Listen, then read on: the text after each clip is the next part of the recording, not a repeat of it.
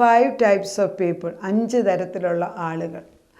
ദൈവത്തിൻ്റെ പരിശുദ്ധാത്മാവ് നമ്മളോട് ചില സാഹചര്യങ്ങളിൽ പ്രാർത്ഥിക്കുമ്പോൾ, നമ്മൾ ഒന്നിച്ചിരുന്ന് പ്രാർത്ഥിക്കുമ്പോൾ കർത്താവ് തൻ്റെ മനസ്സ് തുറന്നു തരും. നമ്മളിങ്ങനെ പല വിഷയങ്ങളെടുത്ത് TV പ്രോഗ്രാമത്തിൽ പ്രയർ റിക്വസ്റ്റ് എടുക്കുന്നത് വേറെ ആളുകളെ എടുക്കുന്നതെങ്കിലും അവർ വൈകിട്ട് ഞങ്ങൾ ഒന്നിച്ച് പ്രാർത്ഥിക്കും. അത് ആ ടൈം അതിന് വേണ്ടി ഡെഡിക്കേറ്റ് ചെയ്തിരിക്കുകയാണ്. അനേകരുടെ പ്രാർത്ഥന റിക്വസ്റ്റുകൾ എടുക്കുമ്പോൾ ചിലതിനൊക്കെ ഉടനെ ഉത്തരം കിട്ടുന്നതാണ്. ചിലർ നമ്മുടെ പ്രയർ ഗ്രൂപ്പിലുള്ളവരുടെയും ചിലത് കിട്ടത്തില്ല. അപ്പോൾ ഇങ്ങനെ ചിലതിന് ഉത്തരം കിട്ടുന്നു, ചിലതിന് ഉത്തരം കിട്ടുന്നില്ല. അപ്പോൾ നമ്മൾ പസിൽ ഇതെന്തുകൊണ്ടാണ് ചിലർക്ക് ഉത്തരം ഉടനെ കിട്ടും, ചിലർക്ക് ഉത്തരം കിട്ടും. നമുക്ക് ഉത്തരം എല്ലാത്തിനും ഒന്നും പറയാനൊക്കത്തില്ല. അപ്പം എൻ്റെ കൂടെ പ്രാർത്ഥിക്കുന്ന ചെറുപ്പക്കാർ പിള്ളേരാണ്. അവർക്ക് ദൈവം തമ്പുരാൻ വെളിപ്പെടുത്തി കൊടുത്ത സത്യമാണ്. അതെന്നെ നന്നായിട്ട് ടച്ച് ചെയ്തു. അതുകൊണ്ട് ഞാനത് പ്രാർത്ഥനയോടുകൂടെ പറയാമെന്ന് വിചാരിക്കുന്നു. 5 തരത്തിലുള്ള ആളുകളുടെ ഒന്നാമത്തേത് ദൈവത്തിൽ നല്ല ഉറപ്പുള്ളവർ. എന്ത് പ്രശ്നം വന്നാലും ഉറച്ചു നിൽക്കുന്നവരാണ്. ദൈവത്തിൻ്റെ പരിശുദ്ധാത്മ നമ്മളോട് പറയുന്നത്, ചിലർ ദൈവത്തിനെ ഉറച്ചങ്ങ് വിശ്വസിച്ചാൽ പിന്നെ അതിൽ നിന്ന് മാറ്റാനൊക്കത്തില്ല. അങ്ങനെയുള്ളവർക്ക് കർത്താവിന് വൻ കാര്യങ്ങൾ അങ്ങനെയുള്ളവരെ കൊണ്ട് ചെയ്യാൻ സാധിക്കും. അതിലൊരു എക്സാമ്പിളാണ് അബ്രഹാമിനെ ദൈവം വിളിച്ചു മാറ്റിയത്. അബ്രഹാമിൻ്റെ അപ്പനും വിഗ്രഹം ഉണ്ടാക്കി വിറ്റുകൊണ്ടിരുന്നവരാണ്. അബ്രഹാം ചിന്തിക്കാൻ തുടങ്ങി, ഇതെന്താണ് ഈ മണ്ണ് കൊണ്ടുണ്ടാക്കിയ ഇതിനകത്താണോ ദൈവങ്ങളിരിക്കുന്നത്? ഇത് ശരിയല്ലല്ലോ. അങ്ങനെ ചിന്തിക്കാൻ തുടങ്ങിയത് ദൈവമായിരുന്നു. നമ്മുടെ ചിന്ത പോലും ദൈവസന്നിധിയിൽ വലിയ ട്രംപറ്റ് കോൾ പോലെ വരും കേട്ടല്ലോ. അപ്പം ഇങ്ങനെ ചിന്തിക്കുന്നത് കണ്ടിട്ട് ദൈവം അബ്രഹാമിനെ വിളിച്ചു മാറ്റുകയാണ്. അബ്രഹാമിനെ വിളിക്കുന്നത് എത്ര വയസ്സിലാണെന്നറിയാമോ? 75-ാം വയസ്സിൽ. 75-ാം വയസ്സിൽ വിളിച്ചിട്ട് ഉൽപ്പത്തി 12-ാം അധ്യായത്തിൽ ദൈവം അനുഗ്രഹിക്കുകയാണ്. അപ്പം ദൈവം അനുഗ്രഹിച്ച് കഴിഞ്ഞപ്പോഴത്തേക്ക് അബ്രഹാം വിശ്വസിക്കുന്നു. അതിനാൽ അബ്രഹാം വിശ്വസിച്ചു, അതിനാൽ അത് നീതിയായി കണക്കിട്ടു എന്നാണ് വേദപുസ്തകം പറയുന്നത്. അപ്പം നമ്മളോട് ദൈവം പറയുന്നത്, അബ്രഹാമിൻ്റെ വിശ്വാസം നമുക്ക് വരാൻ നമ്മൾ പ്രാർത്ഥിച്ചാൽ മതി, വേറൊന്നും വേണ്ട. അബ്രഹാം വിശ്വസിച്ചതുപോലെ വിശ്വസിക്കാൻ തക്കവണ്ണം നമ്മുടെ മേൽ പരിശുദ്ധാത്മാവ് ക്രിയ ചെയ്യണം. അപ്പോൾ ദൈവത്തിന് അബ്രഹാമിൻ്റെ വിശ്വാസം വലുതായിട്ട് കാണും. ദാവീദ് ബലഹീനതകൾ ഒത്തിരിയുണ്ട്, എന്നാലും പ്രയാസ സമയത്തും ദാവീദ് ദൈവത്തിൽ ഉറച്ചു തന്നെ നിന്നു. അതുകൊണ്ടാണ് ദൈവം പിന്നെയുള്ള രാജാക്കന്മാരോട് സംസാരിക്കുന്നു, ഞാൻ സ്നേഹിക്കുന്ന എൻ്റെ ദാസനായ ദാവീദ്, അവൻ ഒരു പാപവും ചെയ്തിട്ടില്ല, അവൻ നല്ലവനാണ്. എത്രയോ പാപം ചെയ്തു കഴിഞ്ഞിരിക്കുന്നു. പക്ഷെ ദൈവം അങ്ങനെ അഡ്രസ്സ് ചെയ്യുന്നത്. കാരണം എന്താ? ദൈവം ഒരാളുടെ പാപം ക്ഷമിച്ചു കഴിഞ്ഞാൽ പിന്നെ ഓർക്കത്തില്ല, നമ്മളാണെ ഓർത്തിരിക്കും. അതാണ് ഈ നമ്മൾ വിശുദ്ധന്മാരെക്കുറിച്ച് പഠിക്കേണ്ട ഒരു കാര്യം. അവരുടെ ബലഹീനത നമ്മൾ വിളിച്ചു പറഞ്ഞിട്ട് കാര്യമൊന്നുമില്ല. അവരുടെ ബലഹീനതകളെ കർത്താവ് തുടച്ചു മാറ്റി. അതായത് ക്ലോറക്സ് ഒഴിക്കുമ്പോൾ മാലിന്യം മാറിപ്പോകുന്ന പോലെ ക്രിസ്തുവിൻ്റെ രക്തം ഒഴിക്കുമ്പോൾ അതങ്ങ് മാറി, പിന്നെ അവിടെ ഇല്ല. പിന്നെ നമ്മൾ അവരുടെ ഈ ബലഹീനത തന്നെ വിളിച്ചു പറയുന്നത് നമുക്കൊരു സന്തോഷത്തിന് വിളിച്ചു പറയല്ല, അതിനകത്തൊരു കാര്യമില്ല. When God looks at it is finished വിത്ത്. അപ്പോൾ അബ്രഹാമിൻ്റെ ബലഹീനതകളെല്ലാം മറന്ന് ദൈവം അബ്രഹാമിനെ സ്നേഹിച്ചു, അബ്രഹാം വിശ്വസിച്ചു, അത് അവനെ നീതിയായിട്ട് കണക്കിട്ടു. അങ്ങനെ ഒരു വാക്യം ഈ ജെറമ്യാവിനകത്ത്, എല്ലാ വാക്യങ്ങളും അതിന് ചേർന്ന്, പക്ഷേ ജെറമ്യ 29:11 വളരെ പ്രധാനമാണ്. നിങ്ങൾ പ്രത്യാശിക്കുന്ന ശുഭഭാവി വരുവാൻ തക്കവണ്ണം ഞാൻ നിങ്ങളെക്കുറിച്ച് നിരൂപിക്കുന്ന നിരൂപണങ്ങൾ ഇന്നവയെന്ന് ഞാൻ അറിയുന്നു, അവ തിന്മയ്ക്കല്ല നന്മയ്ക്കത്രേ. ദൈവത്തിൻ്റെ നിരൂപണങ്ങൾ പോലും നന്മയ്ക്കാണ്. അത് ദൈവം പറയാം, നിങ്ങൾ എന്നോട് അപേക്ഷിച്ച് എൻ്റെ സന്നിധിയിൽ നിന്ന് പ്രാർത്ഥിക്കുകയും ഞാൻ നിങ്ങളുടെ പ്രാർത്ഥന കേൾക്കുകയും ചെയ്യും. പൂർണ്ണ ഹൃദയത്തോടും പൂർണ്ണ ശക്തിയോടും പൂർണ്ണ ആത്മാവും കൂടെ ദൈവത്തിനെ സ്നേഹിക്കാൻ പറ്റുന്നതാണ് ഫസ്റ്റ് ക്വാളിറ്റി. അങ്ങനെയുള്ള ചിലരുണ്ട്. വേദപുസ്തകത്തിലെ വിശുദ്ധന്മാരുടെ ഏറ്റവും വലിയ സ്വഭാവം അവർ ദൈവത്തെ വിശ്വസിച്ചു എന്നുള്ളതാണ്. അവരുടെ ബലഹീന സ്വഭാവങ്ങൾ നോക്കാൻ എണ്ണാനാണ് ഇഷ്ടം പോലെ, എല്ലാവർക്കും ഉണ്ട്. പക്ഷെ കർത്താവ് അത് കണക്കിടുന്നില്ല. കാരണം കർത്താവ് അവൻ്റെ ഉറപ്പുള്ള ഹൃദയത്തെയാണ് കാണുന്നത്. ഹൃദയം ദൈവത്തിൽ ഉറച്ചു കഴിഞ്ഞു. പിന്നെ ചേട്ടൻ പാപം ചെയ്തുകൊണ്ടിരിക്കുന്നുണ്ട് ചിലപ്പോഴൊക്കെ, കണ്ടിന്യൂസ് അല്ല, ഇടയ്ക്കിടെ. അന്നേരം അവർ ക്ഷമിച്ചിട്ട് കർത്താവ് അതിനെ രൂപാന്തരപ്പെടുത്തി അവരുടെ ബലഹീന സ്വഭാവത്തെ ദൈവത്തിന് യോജിച്ച നല്ല സ്വഭാവമാക്കി മാറ്റും. നമ്മുടെ അബ്രഹാമിൻ്റെ പ്രായത്തിൽ 75-ാം വയസ്സിലെല്ലാം ഇട്ടെറിഞ്ഞേച്ച് ഞാൻ കാണിക്കുന്ന ദേശത്തേക്ക് പോകാൻ.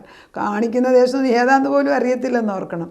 75-ാം വയസ്സിൽ ഇറങ്ങി തിരിച്ച്. ചെറിയ വിശ്വാസമാണ്. അതുകൊണ്ടാണ് ദൈവം അബ്രഹാമിനെ വിശ്വാസികളുടെ പിതാവെന്ന് പറയുന്നത്. അതാണ് ആദ്യത്തെ കൂട്ടർ. രണ്ടാമത്തെ, ദൈവം നടത്തുമെന്നെല്ലാം അറിയാം. അതെല്ലാം മിക്ക വിശ്വാസികളുടെ ഉള്ളിലുണ്ട്. പക്ഷേ എപ്പോഴും കരഞ്ഞുകൊണ്ടാണ് നടക്കുന്നത്. അത് സ്ത്രീകളെ സംബന്ധിച്ചിടത്തോളം ഒത്തിരി സത്യമാണ്. എനിക്കും ഉണ്ട് ആ സ്വഭാവങ്ങൾ. ദൈവം എല്ലാം നടത്തുന്നറിയാം, പക്ഷേ പലപ്പോഴും നമ്മൾ കരഞ്ഞുകൊണ്ടാണ് നടക്കുന്നത്. കാരണം എന്താ? ജെറമ്യാ പ്രവാചകൻ പറയുന്ന പോലെ കരഞ്ഞുകൊണ്ട് നടക്കുക. കാരണം നമ്മളിത് പ്രാപിച്ചെടുക്കുന്നിടം വരെയും നമുക്കിതിന് സെർട്ടനിറ്റി ഇല്ല. അബ്രഹാമിൻ്റെ ഉറച്ച വിശ്വാസമില്ല. പുരുഷന്മാർക്ക് കുറച്ചും കൂടെ ഉറച്ച വിശ്വാസമുണ്ട്, എല്ലാവർക്കും ഇല്ല, ചിലർക്ക്. എൻ്റെ ഹസ്ബൻഡ് ഞാൻ കണ്ടിട്ടുണ്ട്, ഒറ്റ വാക്യത്തെ ഉറച്ചു നിൽക്കും. അതൊന്നാണ് ഈ ജെറമ്യാ 29:11 ഞാൻ പറയുന്നത്. നിങ്ങൾ പ്രത്യാശിക്കുന്ന ശുഭഭാവി വരുവാൻ തക്കവണ്ണം നിങ്ങളെക്കുറിച്ചുള്ള നിരൂപണം എന്തെന്ന് ഞാൻ അറിയുന്നു. ദൈവത്തിൻ്റെ ചിന്ത ശുഭമാണ്.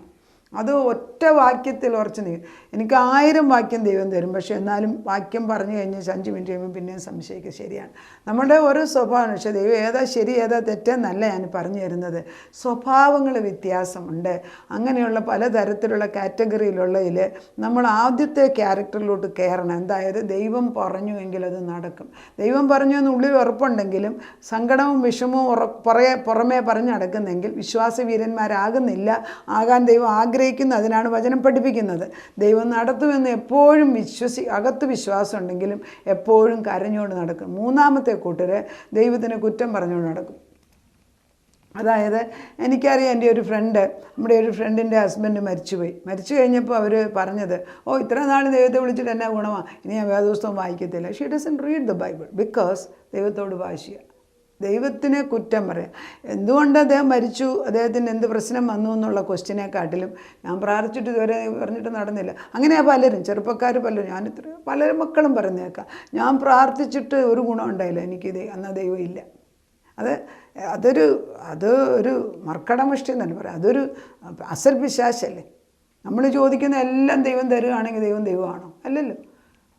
സ്നേഹിക്കുന്ന അപ്പൻ മക്കളെ ശിക്ഷിക്കുമെന്ന് പറയുന്നുണ്ട്. ബാലശിക്ഷയില്ലാത്ത മക്കൾ കൗലടയന്മാരാണെന്ന്, അതായത് ഇല്ലെജിറ്റിമേറ്റ് ചിൽഡ്രൻ എന്നാണ് പറയുന്നത്. അതുകൊണ്ട് നമ്മളെ ശിക്ഷിക്കേണ്ടത് ആവശ്യമായ ശിക്ഷണം, അതായത് കഠിന ശിക്ഷ ദൈവം തരുന്നില്ല. അനുസരിക്കുന്നവരെ വളരെ സ്നേഹത്തോടെ അടുത്തിരുത്തും, പക്ഷേ റിബല്യസ് ആയിട്ടുള്ളവരെ അടിച്ചു കൊണ്ടുവരികയും ചെയ്യും. ഇതൊക്കെ ദൈവത്തിൻ്റെ 2 ക്യാരക്ടറാണ്. ഒന്ന് ആടിനെ പോലെ, അടുത്ത വളരെ ശാന്തനാണ്. പക്ഷേ അങ്ങപ്പുറത്ത് ഒരു സിംഹത്തിൻ്റെ സ്വഭാവമുണ്ട്. ഗർജിക്കേണ്ടിയപ്പോൾ അവനൊന്ന് ഗർജിക്കും, അന്നേരം വനത്തിലുള്ള എല്ലാ മൃഗവും മുട്ടുമടക്കും. അതുപോലെ നമ്മുടെ എത്ര ജഡീക കഠിന ഹൃദയങ്ങളോ അല്ലെങ്കിൽ കാഠിന്യമായിട്ടുള്ള ഹൃദയമോ ധാഷ്ട്യ ഹൃദയമോ ഉള്ളതൊക്കെ അടക്കി ഭരിക്കാൻ കർത്താവിന് കഴിയും. ഒരു പ്രശ്നവും ഇല്ലെന്നേ കർത്താവിന് മുമ്പിൽ കൊണ്ടുവന്ന് വെച്ചാൽ മതി. അതുകൊണ്ട് ദൈവം ഇല്ലയെന്ന് പറയുന്നത് മൂഢനാണെന്ന് വേദപുസ്തകത്തിൽ പറയുന്നുണ്ട്. ദൈവം ഇല്ലയെന്ന് മൂഢൻ തൻ്റെ ഹൃദയത്തിൽ പറയുന്നു. ആ കൂട്ടത്തിൽ നമ്മുടെ പെടരുത്, നമ്മുടെ മക്കൾ പെടരുത്, നമ്മുടെ കൊച്ചുമക്കൾ വരരുത്, നമ്മുടെ തലമുറയിൽ ആ ശാപം ഉണ്ടാകും. അഴിഞ്ഞു പോകട്ടെ, മാറിപ്പോട്ടെ. പിന്നത്തേത് 4-മത്തേത് ശീതവാനുമല്ല ഉഷ്ണവാനുമല്ല, അങ്ങോട്ടും ഇല്ല ഇങ്ങോട്ടും അല്ല. നമ്മൾ ചില കാര്യങ്ങൾ പ്രാർത്ഥിച്ചിട്ട് നടക്കും. ഉടനെ അവർ പറയും, അതിനകത്തിപ്പോൾ എത്ര കാര്യം അല്ലെങ്കിലും നടന്നേന്. പുറകിൽ ഒരാൾ കണ്ണുനീരോടെ രാവും പോലും പ്രാർത്ഥന ഉത്തരവാന്ന് പ്രാർത്ഥിച്ചവർക്കേ അറിയത്തുള്ളൂ. പക്ഷെ മറ്റുള്ളവർക്ക് പറയാം അല്ലല്ലോ എന്ന്, അതിനകത്ത് ഇത്ര കാര്യം എന്താന്ന്. അത് പിശാചിൻ്റെ ഒരു തന്ത്രമാണ്. നമ്മൾ പ്രാർത്ഥിച്ചു കഴിഞ്ഞിട്ട് നിരന്തരം പ്രാർത്ഥിച്ചു കഴിഞ്ഞിട്ട് ദൈവം നമുക്ക് ഉത്തരം തന്നു കഴിയുമ്പോൾ അല്ലേലും അത് നടക്കുമെന്ന് പറയുന്നത് ഒരിക്കലും ചേർന്നല്ല. നന്ദിയില്ലാത്ത ഹൃദയം ദൈവത്തിന് സഹിക്കത്തില്ല. കർത്താവിന് നന്ദി ചോദിച്ചു വാങ്ങിക്കണം. ദൈവം ദിനം പ്രതി എനിക്ക് നന്ദിയുള്ള ഒരു ഹൃദയം ഇട്ട് തരണം. Exactly what I am trying to tell is that ഒരു മനുഷ്യനും സ്വതവേ നന്ദിയുള്ള ഹൃദയം ഉണ്ടാകുന്നില്ല. ഞാൻ ഒത്തിരി പേരെ ഹെൽപ്പ് ചെയ്തിട്ടുണ്ട്. പക്ഷെ ഹെൽപ്പ് ചെയ്ത് കഴിയുമ്പം എന്താണെന്നറിഞ്ഞൂടോ, ഒന്നുകിൽ അവർക്ക് നമ്മളോട് വിദ്വേഷം വരും, അല്ലെങ്കിൽ നമുക്ക് അവരോട് വിദ്വേഷം വരുന്നു. എന്തെങ്കിലും ഒരു തന്ത്രം പിശാച് കാണിക്കും. കഴിഞ്ഞ ദിവസം അങ്ങനെ തന്നെയുണ്ട്. ഒത്തിരി ഹെൽപ്പ് ചെയ്ത ഒരാളോട് ആവശ്യമില്ലാതെ ദേഷ്യം തോന്നിക്കുക. അപ്പം ഞാൻ പറയുന്നത് എന്താ അതിൻ്റെ കാര്യം, എവിടെയാണ്? അപ്പം ഞാൻ ചോദിച്ചു കർത്താവിനോട്, എന്ത് സംഭവിക്കുകയാണ്?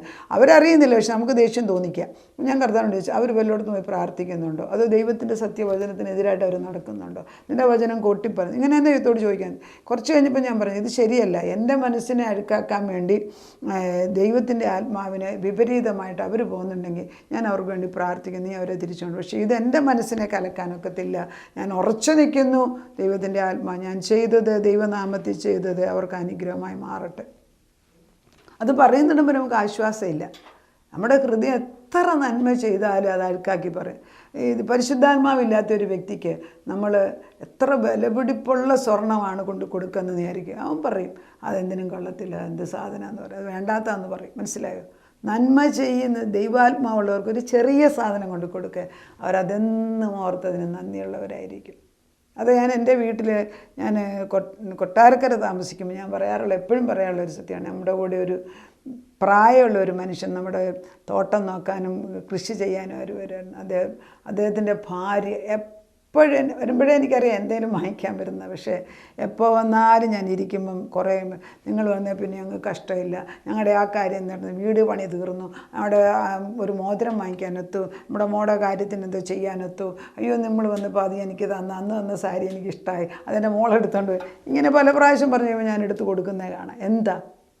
നന്ദിയുള്ള ഹൃദയം. നമ്മൾ ദൈവത്തോട് നന്ദിയുള്ള ഹൃദയമാണ്. ശീതവാനും ഉഷ്ണവാനും അല്ലാതെ അതിനകത്ത് വലിയ കാര്യമില്ല. അങ്ങനത്തെ ഒന്നും ആറ്റിറ്റ്യൂഡ്, അങ്ങനത്തെ സംസാരം പോലും നമ്മുടെ ഹൃദയത്തിൽ ഉണ്ടാകരുത്. നന്ദി. ഒന്നുകിൽ നീ ശീതമായിട്ട്, അല്ലെങ്കിൽ നീ നല്ല തിളച്ച് നിൽക്കുന്ന ഏതെങ്കിലും ഒരു ഭാഗത്ത് പെടുക. കർത്താവിന് ഞാൻ അങ്ങനെയുള്ളവരെ ഉമിർന്ന് കളയുന്ന പറയുന്നത്. 5-ാമത്തെ കൂട്ടം ദൈവമില്ല എന്ന് പറയുന്നവൻ. ദൈവത്തിനെ കുറ്റം പറയല്ലേ, ദൈവമേ ഇല്ല. അത് പിശാചിൻ്റെ വലിയ തന്ത്രമല്ലേ. ഈ ഒത്തിരി ഇപ്പോഴത്തെ ഈ മോഡേൺ പഠിപ്പീരിനകത്ത് ക്രിസ്ത്യൻ ഗ്രൂപ്പിലും പഠിപ്പിക്കും, പിശാചൊന്നും ഇല്ല. പിശാചില്ലെന്ന് പറയുന്നതും സത്യമല്ല. അല്ല, പിന്നെ 1/3 of God's Jesus ministry was പിശാചിനെ അടിച്ചിറക്കുന്നത്. പിശാചിനെ അടിച്ചിറക്കുന്ന 1/3 ജോലി യേശു ചെയ്ത അതാണ് ഭൂമിയിൽ. പിശാചിൻ നമുക്ക് അവർക്ക് അതിനൊരു പേരിട്ടേച്ച് അത് അല്ലെ അൽസൈമേഴ്സ് ഡിസീസ്, അല്ലെ സ്കിസോഫ്രീനിയാണ്, അല്ലെങ്കിൽ അവന് എപ്പിലെപ്സിയ, ഇങ്ങനെ ഓരോ പേരും കൊണ്ട് ഇട്ടേച്ച് നമ്മളതിന് മാന്യമായിട്ട് വിളിക്കുകയാണ് ചെയ്യുന്നത്. വേദപുസ്തകത്തിൽ ആ പേരൊന്നും കാണുന്നില്ല. പിശാചു ബാധിച്ചവനെന്നാണ് പറയുന്നത്. സത്യം പോലെ വിളിച്ച് പറയാൻ അത് കേൾക്കാനും ആർക്കും ഇഷ്ടമല്ല. നമുക്കും പറയാൻ ഇഷ്ടമല്ല. പക്ഷെ വേദപുസ്തകം പറയുന്നു അത് ദൈവത്തിൻ്റെ അല്ലെന്ന്. ദൈവം തൻ്റെ മക്കളെ ഒരിക്കലും നാശത്തിലേക്ക് അല്ലെങ്കിൽ ശാപമായിട്ടുണ്ടാക്കത്തില്ല. പക്ഷെ നമ്മുടെ പാപം മൂലം പിശാച് അതിൽ മുതലെടുക്കുന്നുണ്ട്. അതുകൊണ്ട് അതിനെ അഴിച്ചു മാറ്റിയിട്ട് ഈ 5 കൂട്ടരിലും ഒരു കൂട്ടം മാത്രമേ ശരിയുള്ളൂ. എന്ത്? ദൈവം എനിക്കുണ്ടെന്നും അവന് ഉറപ്പുണ്ടെന്നും എന്ത് വന്നാലും ദൈവം എൻ്റെ കൂടെ ഉണ്ടെന്നുള്ള വിശ്വാസം. അതിൽ ചെറുപ്പക്കാരായിട്ട് ചിന്തിക്കുകയാണെങ്കിൽ ശദ്രക്, മേശക്, അബേദ്നെഗോ ഒരു പരീക്ഷണം വന്നു. നെബൂഖദ്നേസർ 60 അടി പൊക്കമുള്ള ഒരു സ്വർണ്ണ വിഗ്രഹം ഉണ്ടാക്കി വെച്ചാൽ എല്ലാവരും മുട്ടുമടക്കാൻ പറഞ്ഞു. അവർ പറഞ്ഞു ഞങ്ങൾ മടക്കത്തില്ല, ഞങ്ങളുടെ ദൈവം രക്ഷിക്കുന്നു. ഉടനെ തന്നെ 2ാമത് ചിന്ത വന്നു വെച്ചാൽ അവർ പറഞ്ഞില്ല, ഞങ്ങളുടെ ദൈവം രക്ഷിച്ചില്ല എങ്കിലും ഞങ്ങൾ ഈ വിഗ്രഹത്തെ മട്ടുമടക്കത്തില്ല. അങ്ങനെ അവരെ പിടിച്ച് 7 ഇരട്ടിയുള്ള തീക്കകത്തിട്ടു. എന്ത് സംഭവിച്ചു? 3 പേരെ കൊണ്ടുപോയവരെല്ലാം ചത്തുപോയി. 3 പേരെ ഇട്ടപ്പോൾ 4ാമനായിട്ട് ദൈവം തമ്പുരാൻ കൂടെ ഉണ്ടായിരുന്നു. 4 പേര് പുറത്തിറങ്ങി വന്നു. അങ്ങനെ രാജാവ് പുതിയ എഡിക്റ്റ് ഇട്ട് ഈ വലിയ ദൈവത്തെ എല്ലാവരും നമസ്കരിച്ചു. ഈ വലിയ ദൈവത്തെ ഭയപ്പെടണം, ആരെങ്കിലും ഇവർക്കെതിരായിട്ട് നിന്നാൽ അവരെ നശിപ്പിച്ചു കളയുന്നു. അതാണ് ഉറപ്പ്. ആ കൂട്ടത്തിൽ വരാൻ നമ്മൾ പ്രാർത്ഥിക്കാം. ദൈവത്തിൻ്റെ പരിശുദ്ധാത്മാവ് നമ്മളെ സഹായിക്കട്ടെ. നാഥ, നിൻ്റെ ആത്മാവിൽ ഇങ്ങനെ 5 തരത്തിലുള്ള മനുഷ്യരുണ്ടെന്നും അതിൽ 1ാമത്തേത് മാത്രമേ ശരിയുള്ളെന്ന് ഞങ്ങളെ പഠിപ്പിച്ചതിന് സ്തോത്രം.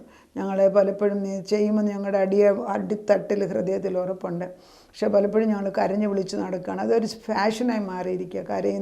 കരയുന്നവർക്ക് ദൈവം ഉത്തരം തരും. പക്ഷെ കരയുന്നത് ആത്മാവിൻ്റെ കരച്ചിലാണ്. അല്ലാതെ ചുമ്മാ അത് ദൈവം പറയുന്നത് വിശ്വസിക്കാതെ കരഞ്ഞുകൊണ്ട് നടക്കുന്നത് ദൈവസന്നിധിയിൽ എത്തുന്നില്ല.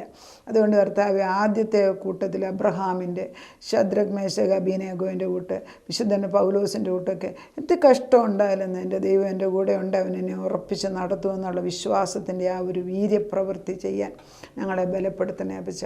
പൂർണ്ണമായിട്ടും അബ്രഹാമിന് കൊടുത്ത വാഗ്ദത്തങ്ങൾ വിശ്വസിച്ചു, അതിനാൽ ഞാൻ അത് നീതിയായിട്ട് കണക്കിട്ടു. ആ വിശ്വാസം ഞങ്ങൾ ചോദിക്കുന്നു. മറ്റൊരു വിശ്വാസം ശരിയല്ല. അതുകൊണ്ട് ദൈവത്തിൻ്റെ പരിശുദ്ധാത്മാവ് ഉറപ്പുള്ള ഒരു ആത്മാവ് ഞങ്ങൾക്ക് ഇട്ടു തന്ന്, അല്ലെ ഹൃദയ പരിച്ഛേദന ചെയ്ത് പുതിയ ഹൃദയം നട്ടു തന്നിട്ട് എന്നിൽ ഉറച്ചു നിൽക്കാൻ ഞാനും എൻ്റെ കുടുംബം ഞങ്ങളെ യഹോവയെ സേവിക്കുന്ന ജോഷുവ പറഞ്ഞതുപോലെ പറയാൻ ഞങ്ങളെ ബലപ്പെടുത്തിയേ പറ്റൂ. പക്ഷേ അവിടുന്ന് അത് ചെയ്തിരിക്കുന്നതിന് സ്തോത്രം. അപ്പോസ്തല പ്രവൃത്തി 16:31-32 പറയുന്നു, ഒരു കുടുംബത്തിൽ ഒരാൾ ക്രിസ്തുവിലായാൽ അവർ കുടുംബത്തിലുള്ള അംഗങ്ങൾ മുഴുവൻ യേശുവിലാകുന്നു. അങ്ങനെയാണെങ്കിൽ ഞങ്ങൾ ഒരാൾ പ്രാർത്ഥിച്ചാൽ മതി, ദൈവം ബാക്കിയുള്ളവരിൽ പ്രവർത്തിക്കും. കർത്താവ് അത് ചെയ്തെടുക്കുന്നതിന് സ്തോത്രം. പ്രാർത്ഥന കേട്ട് ഉത്തരം തന്നതിന് നന്ദി. നഷ്ടപ്പെട്ട ആടുകളെല്ലാം തിരിച്ചു വരട്ടെ.